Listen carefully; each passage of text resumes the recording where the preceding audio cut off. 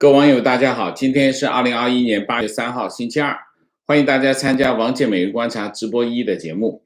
我们今天有3个主题，第一个，中共下个目标是腾讯还是网络游戏？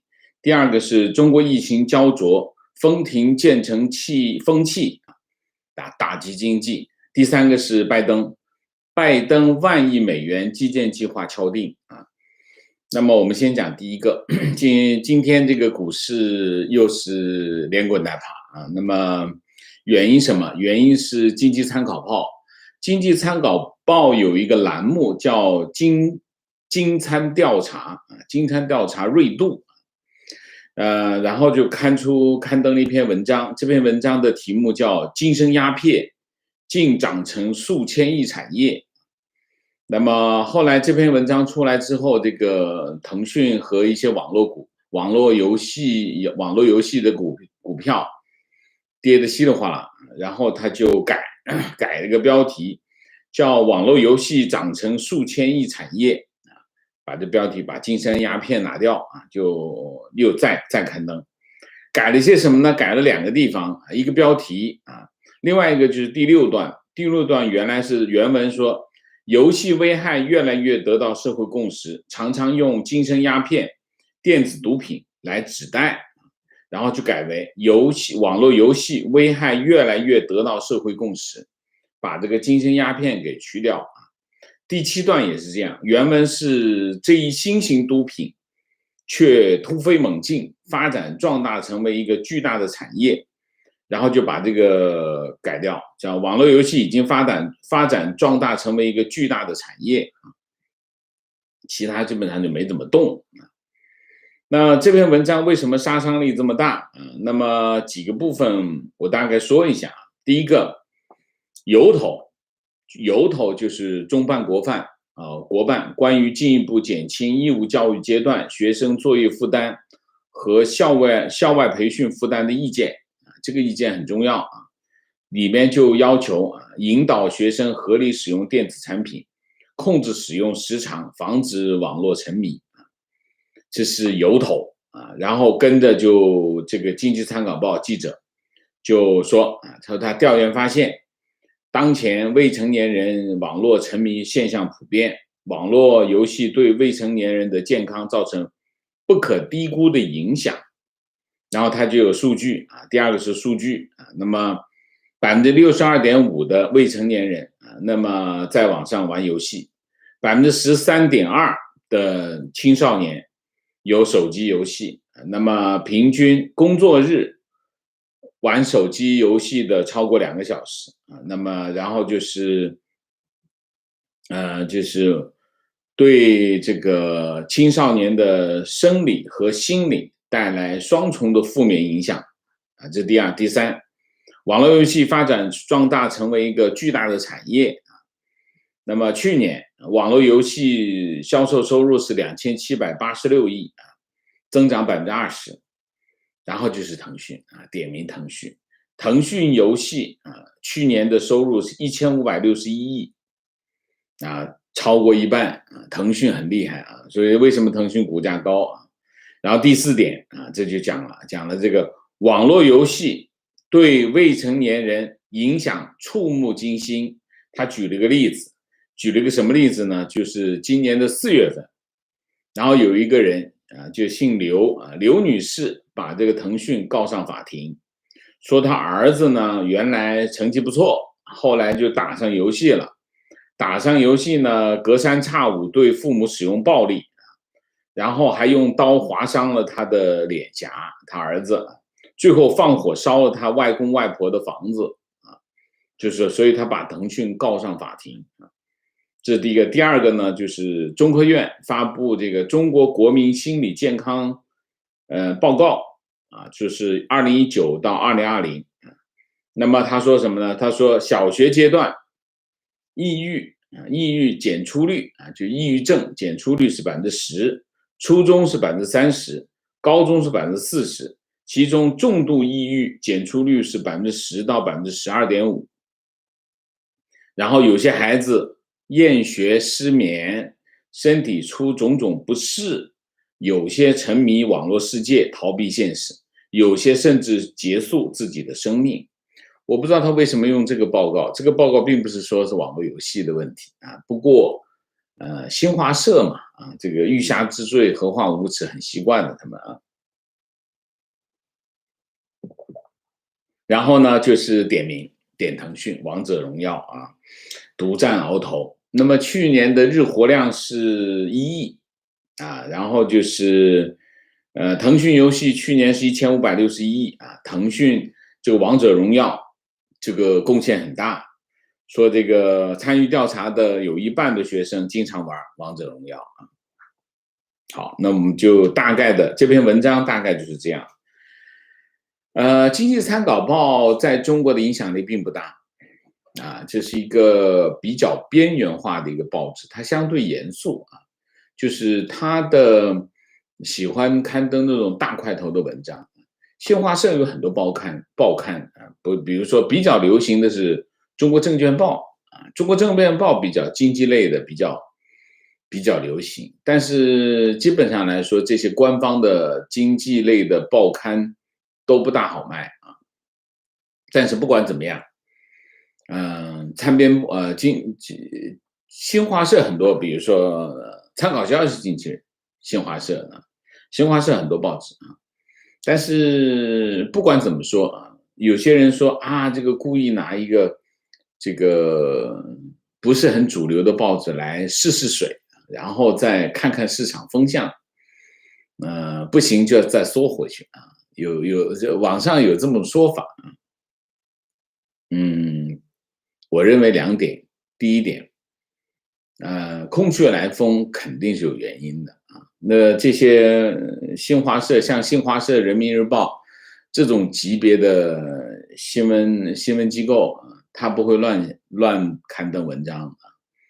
那这篇文章删掉一部分内容，重新上，说明什么？说明他还是有意图的啊，他绝对是有意图的啊。那这是一个，我们看看反应怎么样。这个腾讯一出来，这稿件一开市，跌超过10%，腾讯跌10%，网易跌15%，哔哩哔哩跌14%，中游跌10%。后来文章删掉之后呢，腾讯又涨回来收市的时候是446啊，跌了6%啊。然后收市之后呢，腾讯市值就降到了5500亿美元。然后这个台积电就是5520亿美元，腾讯是5505亿美元，那么台积电现在就排第一了，亚洲第一。然后腾讯回应说，这个王者荣耀做试点，全线游戏推出针对未成年人的新的这个措施啊。要求这个非节日每天玩这个游戏从1.5小时降到1小时，节假日从3小时降到2小时，未满12周岁禁止玩游戏，禁止在游戏里面消费啊。腾讯是他的回应啊。那么到底是现在的问题是什么？这篇文章肯定是有用意的啊，这个不必怀疑啊。你看这个文章的写法啊，就是基本上叫指鹿为马。为什么？为什么啊？游戏这个东西呢，当然很多家长很讨厌孩子玩游戏。我不反对孩子玩游戏啊。沉迷游戏，为什么会沉迷游戏？大家知道王者荣耀有多少人开发吗？3000人开发的一个游戏，3000人开发的一个游戏意味着什么？意味着他们在尽所有的努力啊，他找最厉害的人来尽所有的努力，让你沉迷当中啊。所以你沉迷并不是你的问题，是游戏就是让你沉迷当中。那小孩子玩游戏，小孩子应该玩小孩子的游戏，我不觉得玩游戏有什么问题。问题是什么？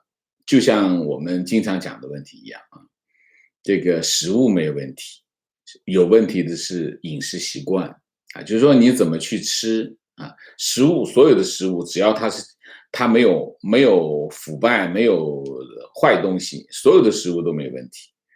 有问题都是饮食习惯的问题啊，所以你不能赖游戏，你也不能赖食物啊。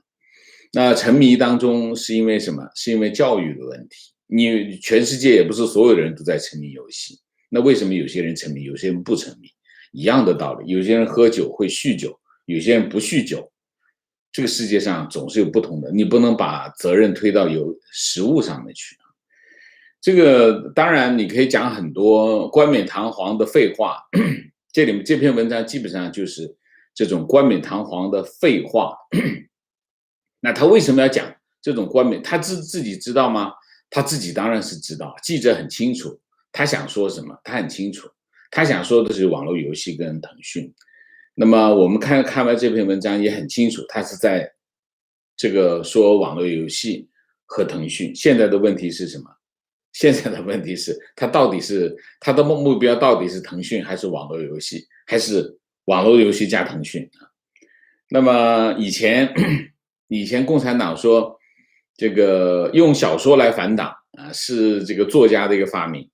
那么用文章来打击对手也是中共的发明。所以这篇文章反映出来的是到底是游戏啊，就是说中共要下手啊，要开始新的动作。那这里面的问题就是说，对市场来说最担心的是并不是腾讯，而是网络游戏。为什么？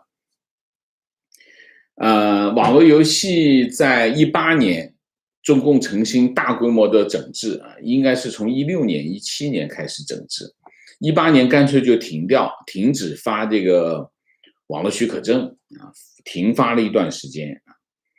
那停发了一段时间，中国的网络游戏产业，基本上不算灭顶之灾吧，基本上也是尸横遍野啊。其实现在中国的网络游戏已经被打残了。那么如果再打一把下去呢，我估计就剩下这几家大的了啊，小的那些都没活路。但是实际上对腾讯来说啊，他打腾讯这件事情其实没有太大的道理。腾讯的财报显示啊，16岁以下的这个未成年人对腾讯游戏的贡献只有3.2%啊。那么摊到每个人每天的贡献5毛钱，所以未成年人就是说这些未成年人全部离开腾讯游戏，对腾讯的影响都不大。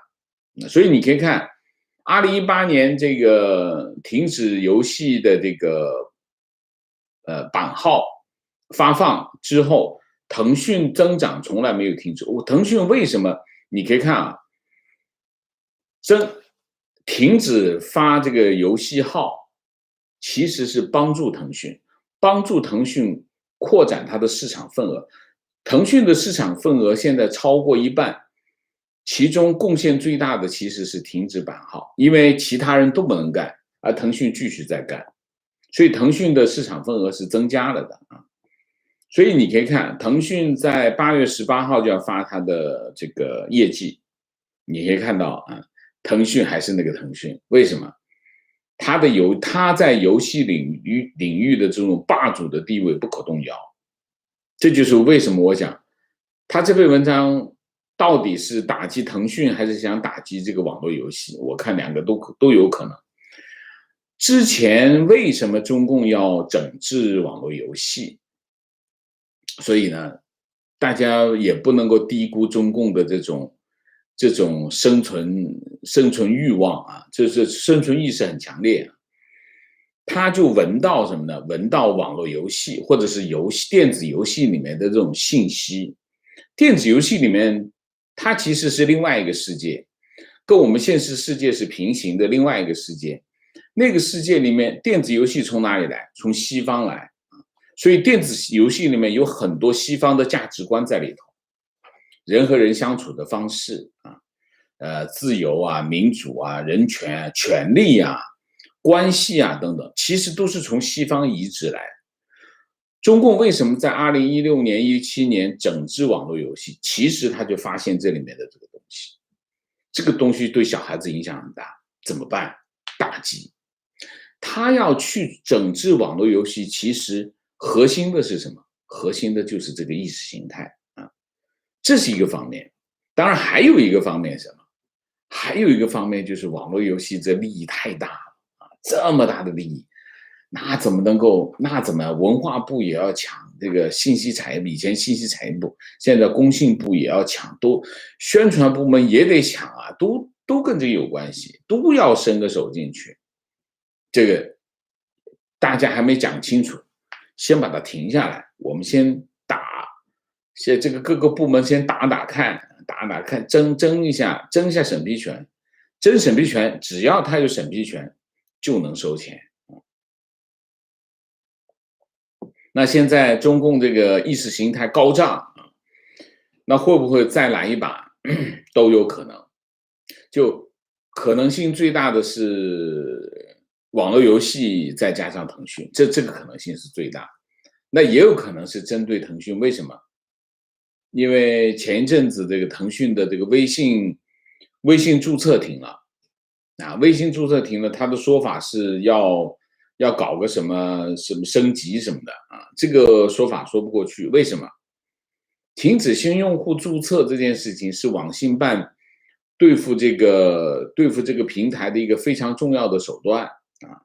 那么这个腾讯微信停止新用户注册，这绝对是一件大事啊，绝对是一件大事。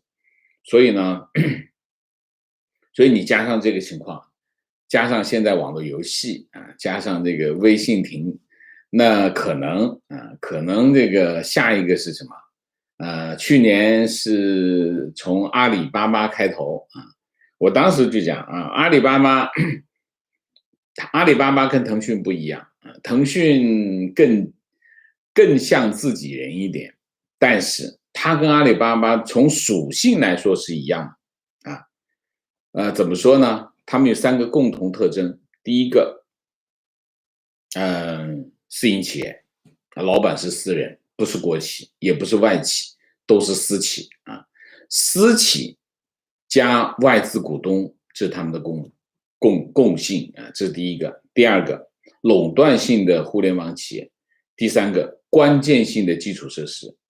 这3个特征，阿里跟腾讯是一样的，所以他们的属性是一样的。所以我当时就讲，我说这个马云被整治，马化腾你也不要就也不要这个置身事外，他跑不掉，你也跑不掉啊，一样的啊。共产党不会放过马化腾的，我估计这次也轮到他了。有句话叫什么？在政策的问题上，中共拿捏的死死的啊，这是第一个，我们今天第一个题目啊。第二个题目就是关于疫情，疫情现在的情况是焦灼啊，为什么？各地在发展这个截止8月2号的5点，那么本轮从南京开始的疫情已经至少传到了10个省、24个城市啊，这跟南京有关。那么还有呢，厦门、郑州、上海这3个城市啊，目前发生的疫情和南京无关。现在情况是这样啊。那我们一个个讲，北京北京没有别的，北京就在做一件事情，封停啊。那么8月2号是新增加1个，那么北京现在是5个确诊病例。8月3号呢，北京开记者会啊，北京市委宣传部的副部长徐和建，他就没有别的，说狠话，就说这个北京市疫情防控压力持续增大，5个人持续增大全市要扎紧篱笆，不惜代价，严防死守，以最快的速度、最严格的措施、最果断的行动进行防控。就是说狠话，说狠话背后是什么？背后是政治后果啊，政治后果。然后就是北京减少人员进出京的流动啊，非必要不出境，非必要不出京啊，建议市民最大限度减少出京的活动，然后就是开始限行啊。铁路方面，郑州、南京、张家界停止啊，所有的火车不进北京，郑州、南京、张家界这个中高度风险。然后呢，这个暂停发售23个车站的到北京的车票，郑州、南京、扬州、沈阳、大连、淮安、宿迁、厦门、商丘、黄冈、荆州、常州、长沙、株洲、湘潭、张家界、益阳、海口、成都、泸州、绵阳、宜宾23个车站到北京的火车票停掉啊。然后北京始发的列车停13对，南京3对，扬州3对，张家界3对。郑州要查询啊，民航就是8月3号早上6点钟开始啊，那么航班取消，泸州、绵阳、瑞丽、扬州、淮安、张家界、厦门、大连、宜宾。然后就是北京到南京、郑州、成都、沈阳、海口、长沙、武汉航班减半啊，就已经开始进行封停。其实这就叫封停啊，封停，或者对，这叫阻断啊，开始阻断啊。扬州的情况值得关注啊，8月3号一天增加40例啊，这是扬州是呈现这个爆发的状态。什么就棋牌室？棋牌室，一个扬州市公安局抓了一个64岁的老太太，叫毛某宁啊，姓毛的一个老太太啊，说她呢是从南京回扬州，21号回到扬州，她是住在南京，然后跑到扬州来，27号呢就咳嗽就去检验，去看病，发现确诊，然后他就从21号到27号，这个人爱打牌啊，就到处打牌啊，就抓他的原因说是什么？理由是什么呢？理由说他是没有向这个报告他的行程，然后呢，跟他调查的时候，他也不肯说他在扬州的行程，说他没有报告他去过南京。就把他给抓了。那么我觉得根本就是迁怒于他，因为他这个老太太她不知道她需要报告，只不过呢，你抓着他去问他的时候，他没那么顺利的讲他的行程，这就中共现在就已经疯了。说他什么呢？他没有按照要求向社区报告他南京的旅居史，然后频繁的活动于扬州市多处人员高度密集的饭店、商店、诊所、棋牌室、农贸市场。它是一个对于扬州来说，它是一个毒王，意思就是这个意思，所以就把他给抓了。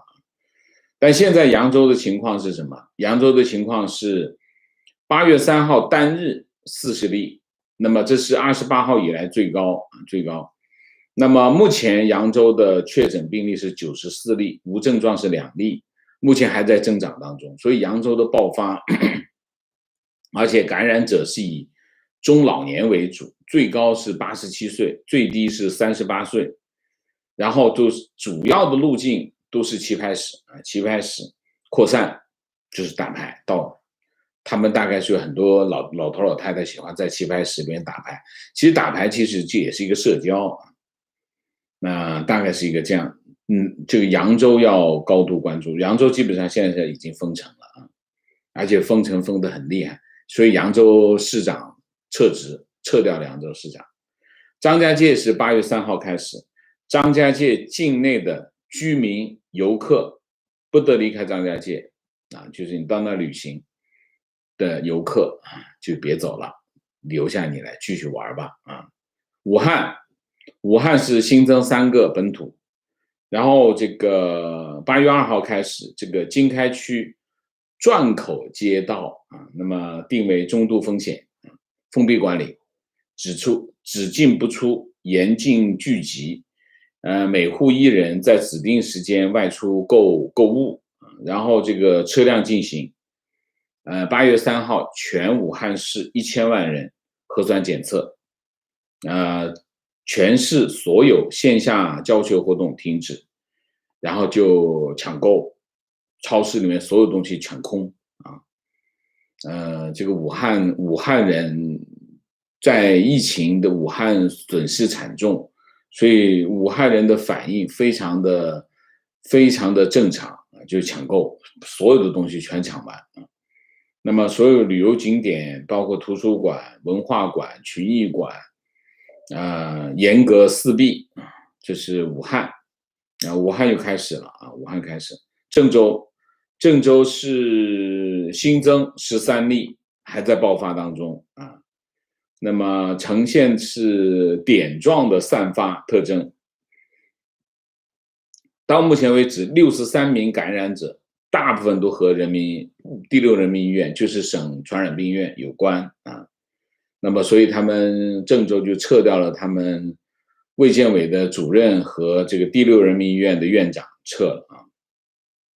然后就是郑州开始不让大家离开郑州啊。那么所有的48小时核酸检测阴性证明才能出，还有就是健康码啊。停止发售这个郑州到北京的车票啊。那么中间有一个叫这个山西临汾的男子从这个郑州外逃，他不是封隔离点，把他隔离了，外逃，然后给抓了。然后就是还有一个就是广州一个师傅跑到这个郑州去帮忙救灾，然后就帮那些泡水的车维修，他是个修车师傅。然后这事儿就差不多完了，他就回广州隔离，他就在广州花都，验出阳性，然后就被广州市民骂，你为什么去郑州还得回来，还把病毒带回来，还骂他，这中国人没底线现在。另外一个呢，就是澳门社区爆发啊。那么一家4口确诊，那么其中是51岁的丈夫去过珠海跟中山，43岁的妻子到过珠海，然后一对女儿就是19号到24号去西安参加活动啊，回到这个就是一家4口感染确诊。然后这个澳门就下午3点开始，进入民防法律制度下的即时预防状态。澳门市民抢购食品、日用品啊。现在就澳门现在开始。7月31号，国务院联防机制召开一个记者会啊。这个记者会里面，我就看这个记者会其实没有太多的新闻，都是几个所谓的专家，其中有一个叫邵一鸣就是上次讲中国疫苗没有防护性的那个专家。他是谁呢？他是国务院联防机制里面叫科研攻关组疫苗研发专家组的成员。他呢就出来讲一堆话。他这么说，他说从目前全球的情况来看，出现打疫苗之后又被感染，我们叫突破病例啊，它是一种常态，并不是例外。但是需要强调的是，出现突破病例仍然是我们全球打了30多剂次疫苗中的少数啊。他讲了一堆这个话啊，这个对话呢，话术，我看了一下整个的记者会，我就觉得非常的悲哀。这些人全是流行病学的各种专家，各个领域的专家。在这个整个记者会当中，核心有两点。第一个，他们在做的所有的工作都在做2个工作。第一个，讲中国疫情防控没有问题，很好，这第一个。第二个，为中国的疫苗辩护，掩盖。就比如说这个邵一鸣讲的这番话，这就是话术啊。中国的疫苗无效，才会出现什么突破病例啊，才是常态。全世界不是常态，中国的疫苗无效才是常态。所以他用这个话他上来就讲，从全球的情况来看，他用全球的情况来掩盖中国疫苗的这种无效，所以非常的无耻。那么另外还有一个记者问另外一个人，叫王华庆，他是疾控中心的这个首席专家，免疫规划首席专家。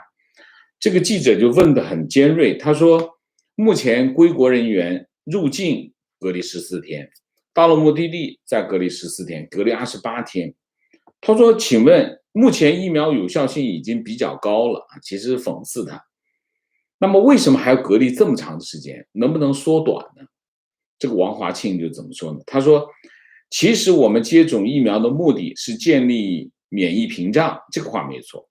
然后他开始讲他就开始讲，现在新冠在全球大流行，免疫屏障还没有建立，他就开始，你可以看中国的专家呢，张嘴就是全球把中国的事情覆盖到全球在这样的情况下，我们的防护措施不能做调整。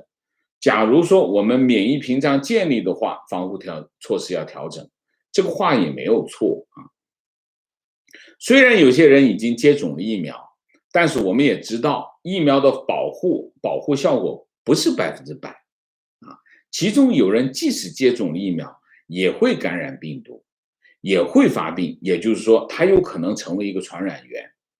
他这个话呢就是话术。如果是这样的话，你打疫苗干什么？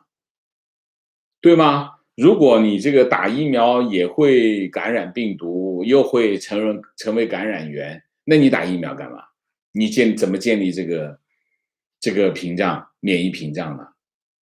你肯定是什么？你肯定是你打疫苗就能建立屏障，就是为了建立保护，为了避免它成为感染源。他为什么要讲这番话？讲这番话其实就是误导公众。意思就是疫苗接种了以后，你仍然得不到保护，你仍然会成为感染源，这是错误的。疫苗就是保护你，就是避免你成为。那会不会是不是绝对的？当然不是绝对的，但是你不能用不是绝对的否定疫苗，贬低疫苗，这就是中国专家讲的话所以但是现在的情况是什么？你看中国已经接种了16亿剂次，他还在讲这样的话，你说中国的这些官员、这些专家都在干什么那么疫情现在的影响是什么？疫情现在的影响有2个，我觉得第一个，人员流动的限制。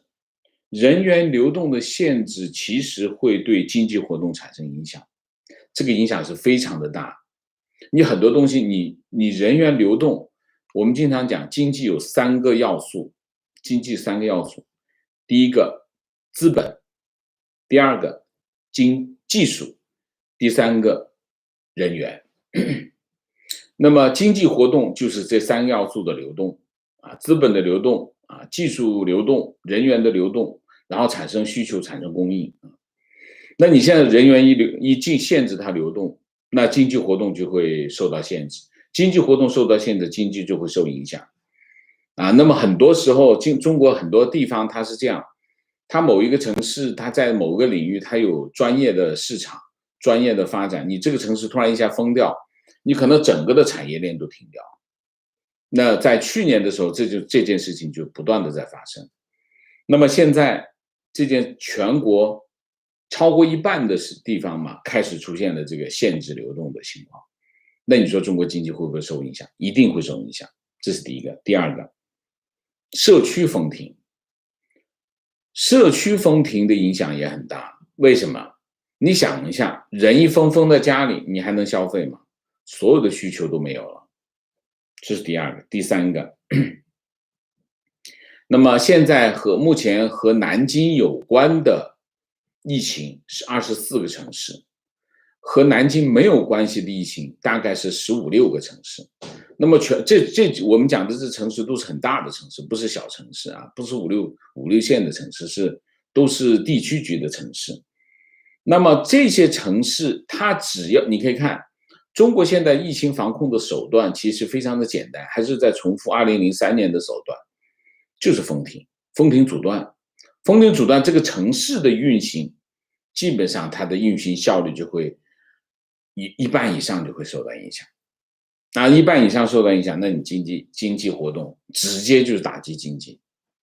所以我们可以看到，中国现在这种情况来看，中国第3季度的数据会非常的难看啊。那这是第2个主题，我们赶紧把第3个主题说一下吧啊。拜登的10000亿美元基建计划敲定啊。那么这个3月31号，拜登是在宾夕法尼亚州匹兹堡宣布他的这个基建计划，当时是23000亿美元。然后到了6月4号是送这个众议院，众议院是7月1号通过啊。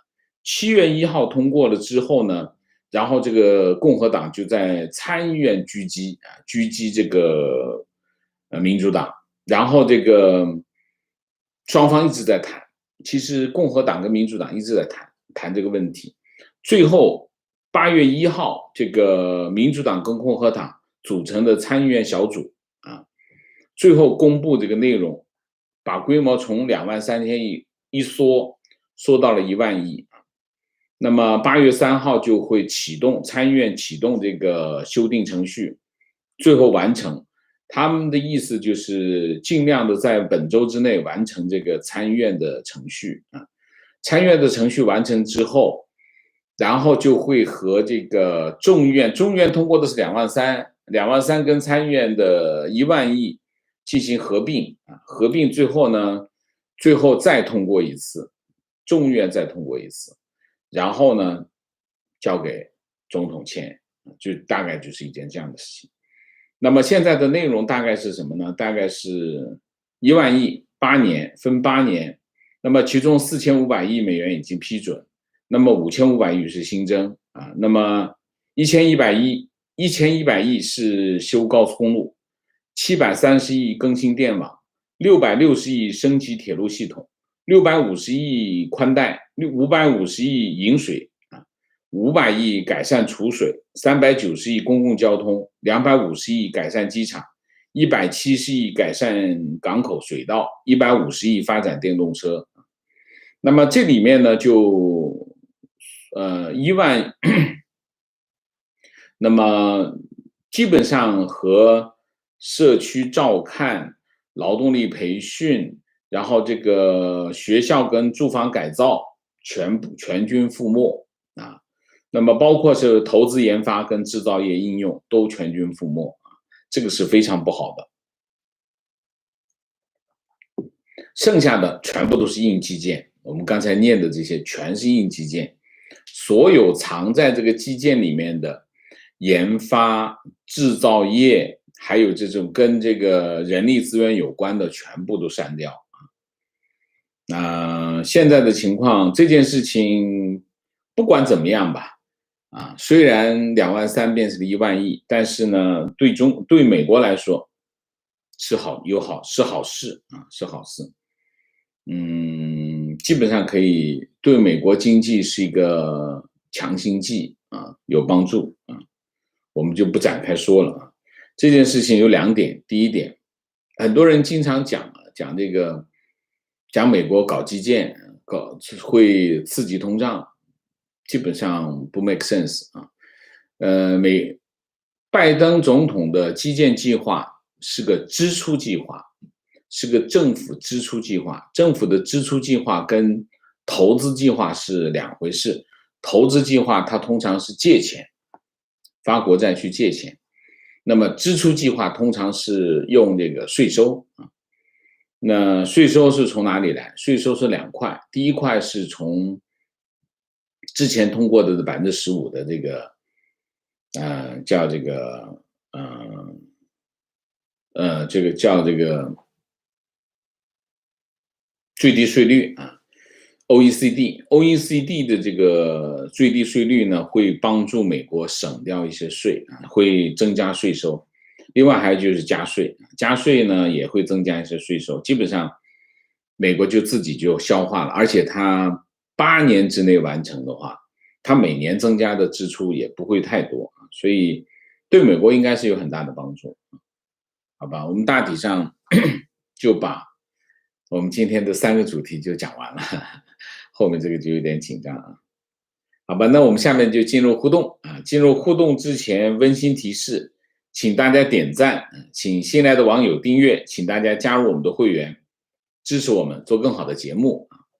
那么明谢一下 ，Harry 冯，谢谢 ，Elena 马，谢谢，Takayama 林，谢谢，林立生，谢谢啊。OK，我在这里特别提醒一下啊，就是说有2类网友跟我们经常提一些问题。第一类网友就是有一些网友不想看广告，不想看广告的网友呢有2个办法。第一个办法呢就是参加直播，没有广告。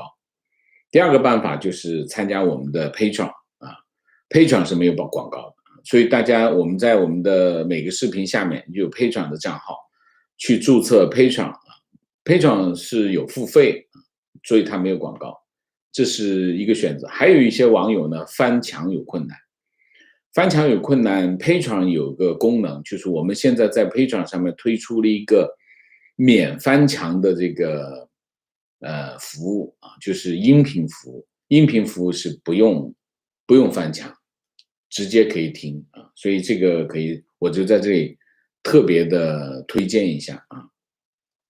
观点，自己在网络游戏产业工作，目前中国电子游戏高度和海外市场挂钩，电子游戏是在中国舆论控制外的另外一个生态，打击电子游戏生态是时间的问题。OK， 观点，王老师的观察非常准确。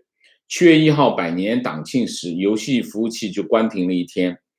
网络游戏里面的聊天系统就是一个隐身的微博，里面的思想传播极为迅速，所以掌握网络游戏里面的意识形态话语权和导向，防堵西方的意识形态的渗透才是真正的目的。OK， 观点，中国网络游戏这么发达的原因是可以供大众玩的娱乐场所、设施方法太少太贵，网络游戏是中国最廉价的娱乐，非常正确，非常正确啊！中共最怕什么？中共最怕老百姓开心啊！所有让老百姓开心的东西，中共都要反对啊。网络游戏是最便宜的娱乐，所以他就不高兴啊。提问：中国现在所产出的游戏不少在海外市场有很大的市占率。腾讯这类公司不断的收购国外工作室，请问王老师，中共是否要利用网络产业对外宣传？我不知道，你说呢？啊，观点：中共做事情很少有长远眼光。当年游戏刚开始出现的时候，就被说成是电子海洛因，导致中国的游戏产业发展全面断代。游戏大规模兴起的时候，钱让外面的人赚了，现在又来一次，不知道这帮人怎么想？难道觉得不玩游戏就去消费了？那也得有钱才行。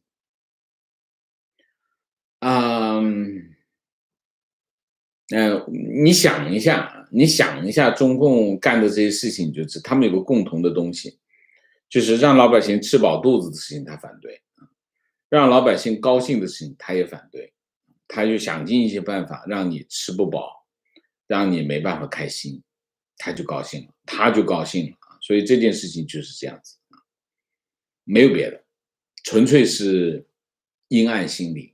为什么？因为他们就是一群阴暗的人。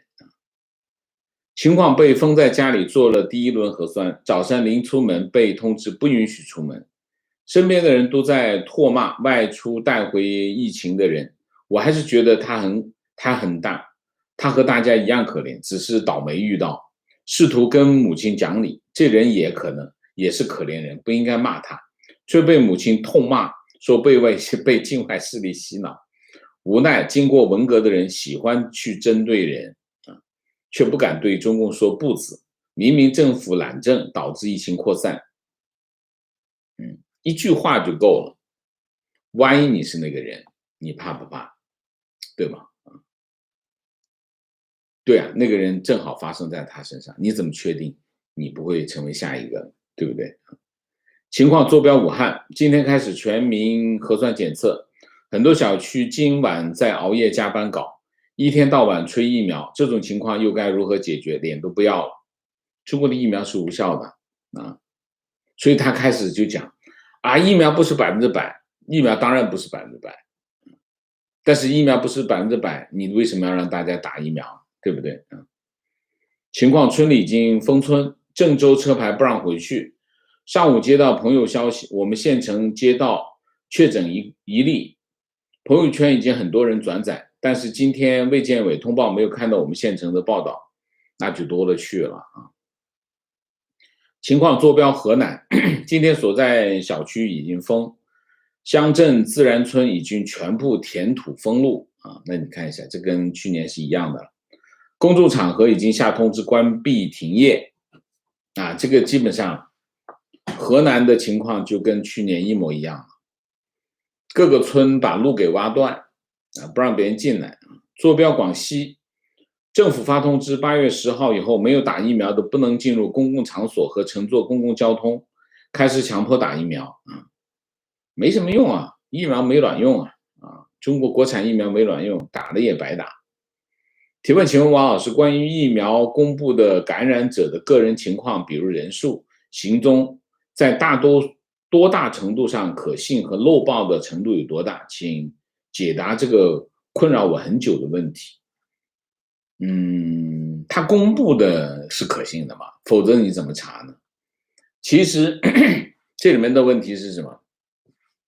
这个问题就是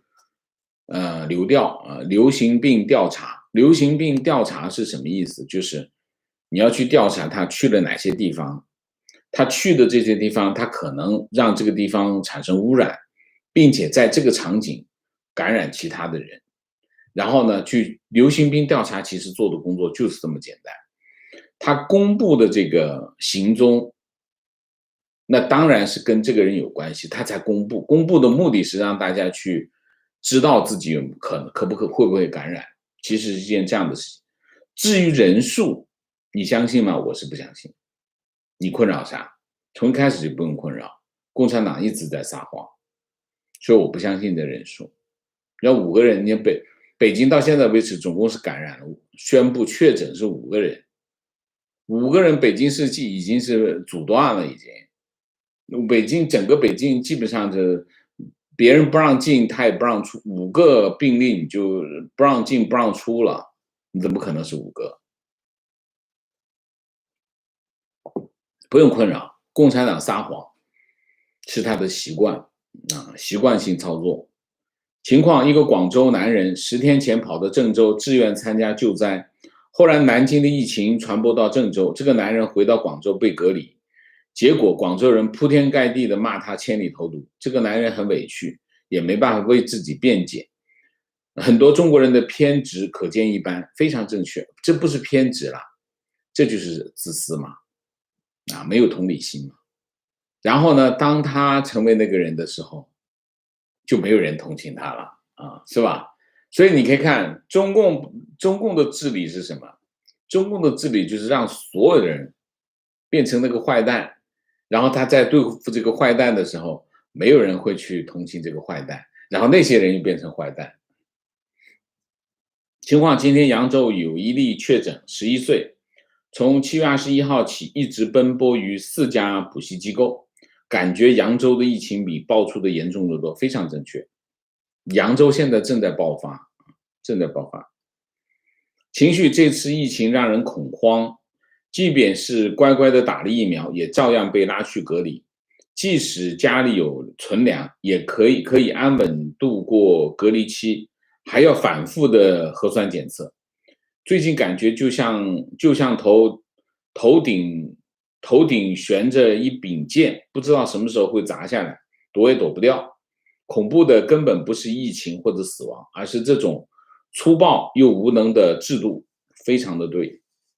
你看哈，在中国发生的事情，第一个，疫苗要打，但疫苗无效打完疫苗你会被感染，感染你被封停，封在家里也就算了，还是抓着你去核酸检测，核酸检测你本来呢，核酸检测一个个排队就好，不挤成一堆，可能我啥都没有，啥都没有感染，结果核酸检测的时候感染，有可能是这样。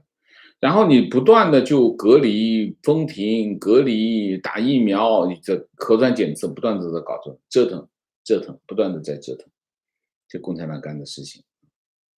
观点：中共所谓的防御措施和治疗方案，不是为了人民的健康，而是上头一些人的利益和乌纱帽。野蛮和低效率是大国防御的最大特征，非常对。提问：中国的疫苗无效是事实，请问王老师，为什么中共还要老百姓接种这种无效的疫苗？我猜是两个原因。第一个原因就是挣钱。为什么？那你想一下，疫苗有这么多家厂商，如果就一家，那背后就没啥利益。这么多家呢，肯定背后就有利益。你用这个跟用那个不一样，对不对？这是第一个。第二个，疫苗谁出钱？老百姓自己掏钱。从哪掏钱？这个医保掏钱。医保掏钱，既然是老百姓掏钱，然后呢，政府组织大家打，打完之后呢，这个给钱给疫苗厂商，这中间有没有利益？当然有这个利益。这是第一个。第二个，堵别的国家的嘴中国天天吹我们打了16亿了，哎，那你别小看这一句话，这句话很有力量的但是其实呢是无效的疫苗，所以为了这两件事情，天天抓到老百姓打这些无效的疫苗，就是背后就这两样东西。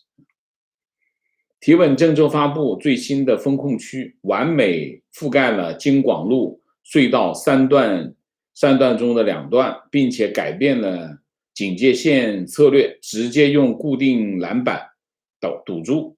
其他地区很多确诊病例只封小区，未进行区域封堵。请问王老师，这是否与调查组来郑州有关系？我不知道，我不了解。但是国务院调查组去郑州，他能躲得开啥呢？我不觉得。共产党的调查组可不是一般的，共产党很善于干这种事情。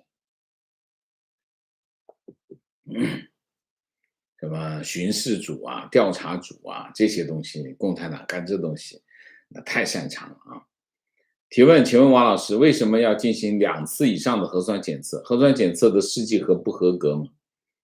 不知道核酸检测是有时效性的，就是说有一段时间，比如说我核酸检测，我只能证明在核酸检测之前我是没有感染，对吗？就是你没有测到这个感染，那你核酸结束了，你可能出门核酸检测打完了以后，你出门就感染了，会不会可能？有可能。所以核酸检测其实是它验证的是历史记录，它不是讲你现在有没有感染，是讲你在做核酸检测的那1秒之前是没有感染。所以其实你核酸理论上来说呢，核酸检测是有效性是有限制的，有时间限制的，对吧？如果你说我拿着上个星期的核酸检测说我没有感染，是没有意义的，因为你从上个星期到现在，中国这1个星期的时间，你有没有感染你就不能证明。所以几次核酸检测，你天天抓出去核酸检测都不奇怪，因为如果你每天都要知道你没有感染，你不就每天检测？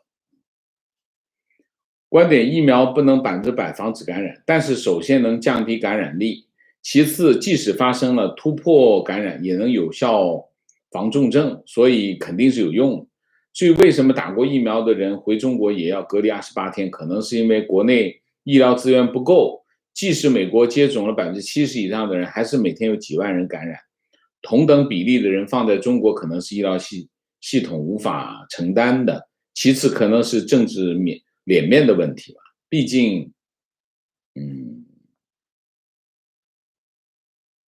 竟之前一直标榜全球案例最少，无法接受全面开放，每天增长上万人，中国的那个标准怎么可能每天增长上万人？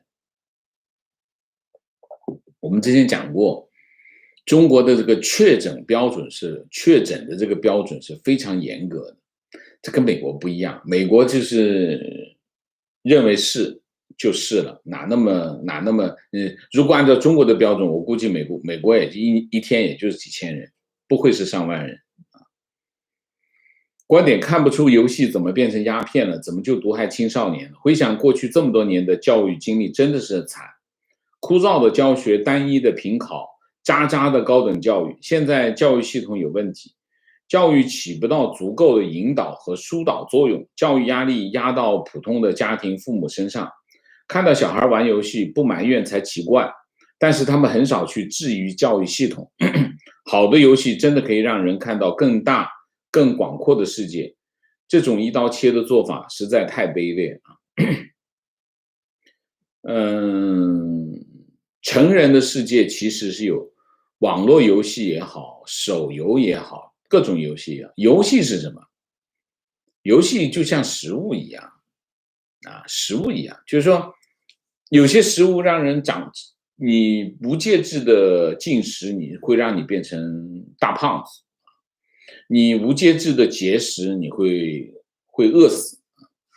所以这跟食物没有关系，这跟谁有关系？跟你吃食物进食有关系。我们讲没有这个不健康的食物，只要你符合卫生标准，都是健康食物，包括大肥肉。只有不健康的饮食习惯，一样的道理。游戏，小孩子玩的游戏跟成人玩的游戏都是一样的，它都是不同的游戏而已，让你娱乐，让你学到东西，让你有反应等等。那不健康的是什么？不健康的是玩游戏的方式。如果你把这件事情怪到游戏本身上来，那你家还要菜刀干什么？菜刀还会杀人呢？那是不是把所有的菜刀全收起来？这个东西这么简单的常识都不知道吗？观点我观察两个子女接触网游的情况。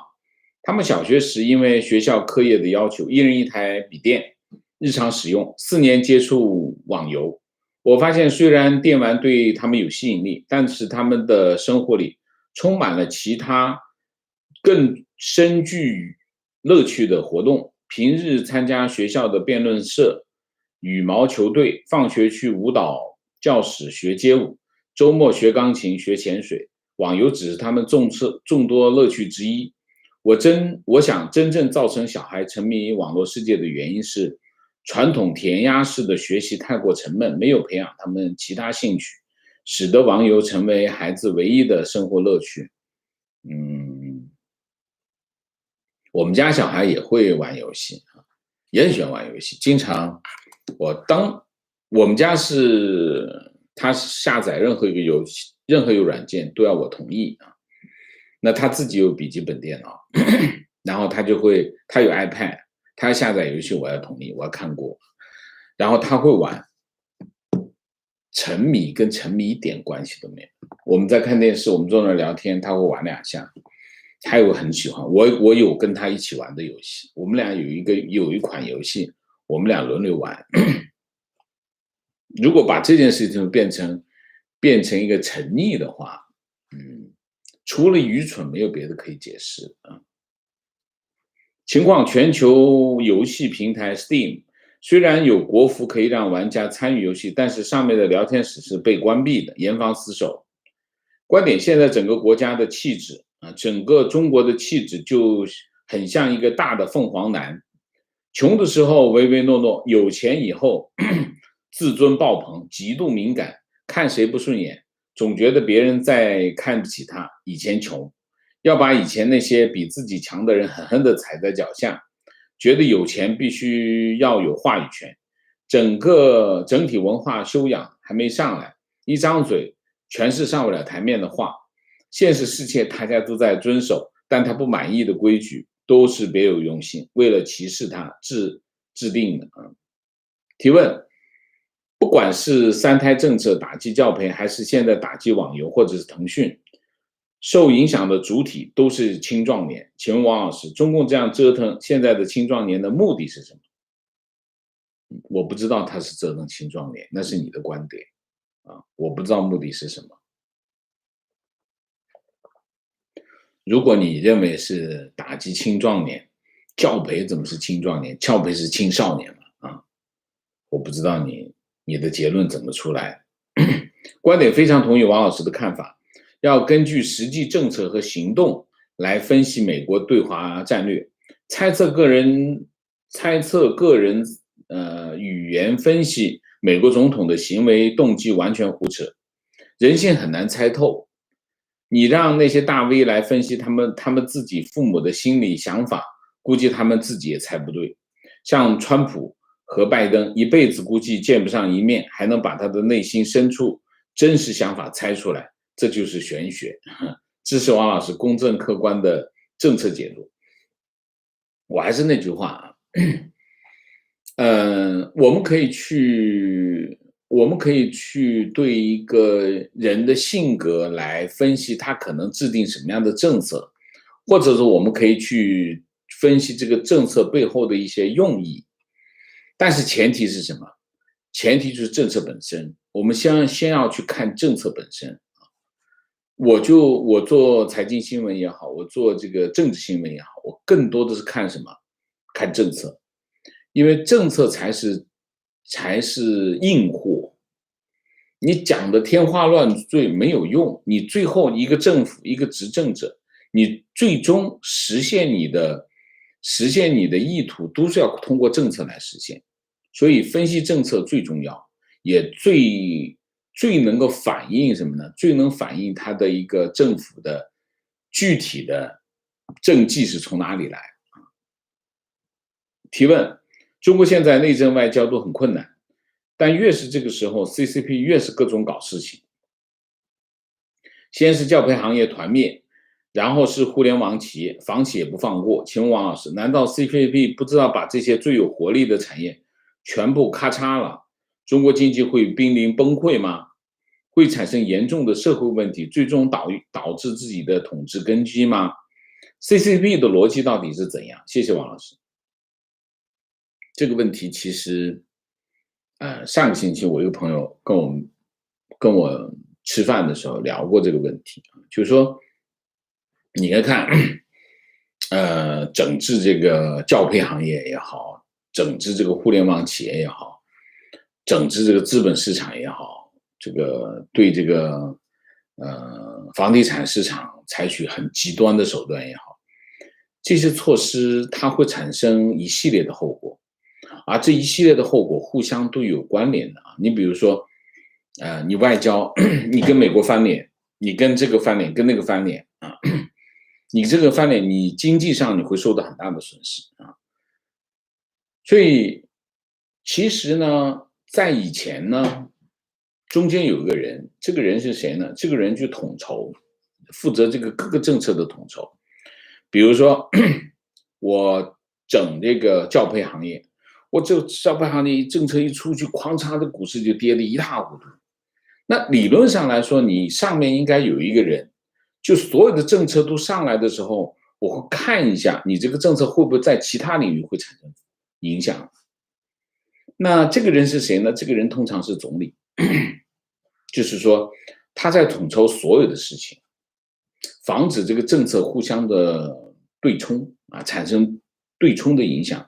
你比如说我在考虑对外政策的时候，我要考虑我这个经济体到底是怎样的经济体。你比如说现在前面把这个互联网把这个资本市场搞得一塌糊涂，现在开始要去拍这个华尔街的马屁，为什么？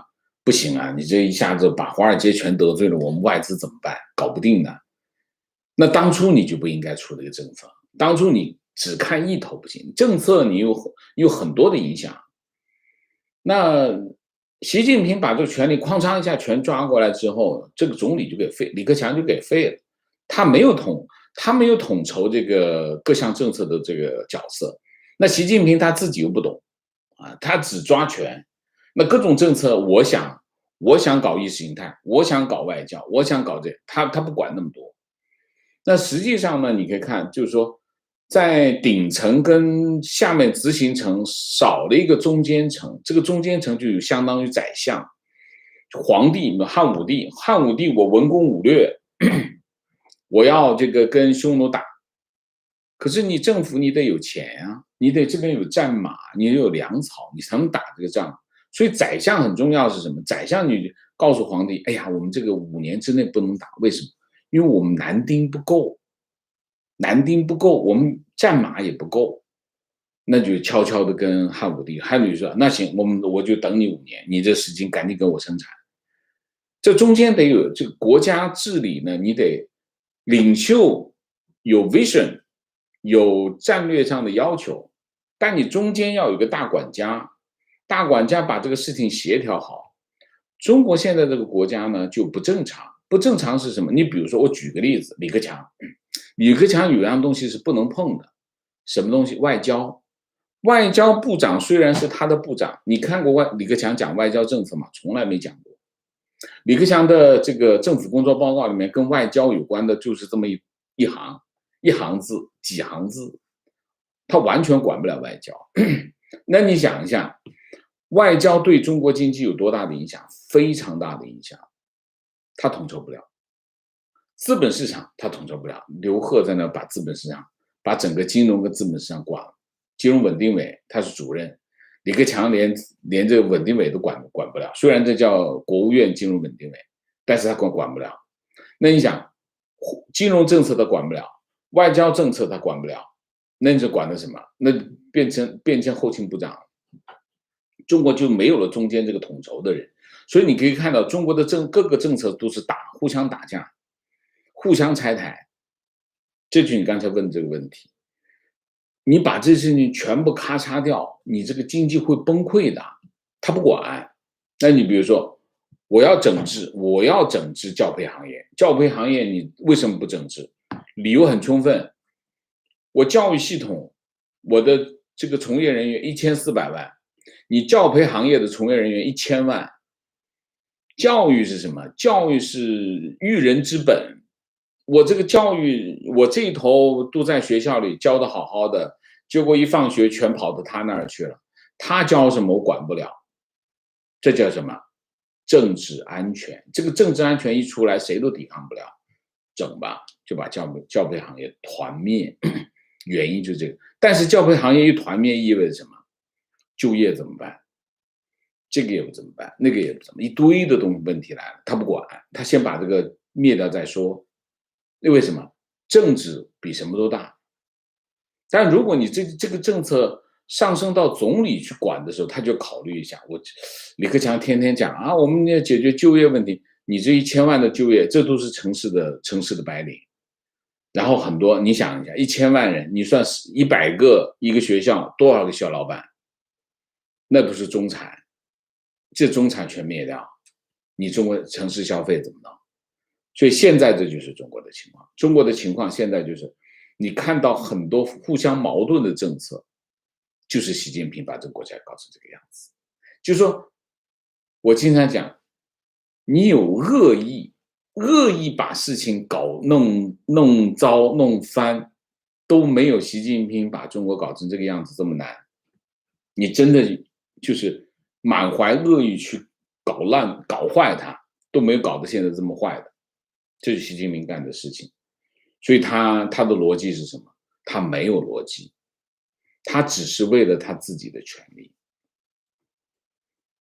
好了，我今天就最后一个吧。情绪，我是嫁在马来西亚的上海人。疫情初期听王老师节目，记得讲中共洗脑术那一节，印象深刻。每天一听成了习惯，2年了，第一次上来留言，感谢王老师的明智启蒙，受益匪浅，喜欢王老师超正的价值观。现在只认为已经脱离了小粉红的队伍，但也有孤独感，和国内的亲友都不敢聊。幸好我的老公不是小粉红，再次感谢王老师的付出啊，谢谢啊，明谢谢生，唐伟，谢谢。好，我们今天的节目就到这里，感谢大家的参与，我们下一个节目再见。在见之前，请大家点赞，请新来的网友订阅，请大家加入我们的会员，支持我们做更好的节目，做更好的自己。谢谢大家，谢谢。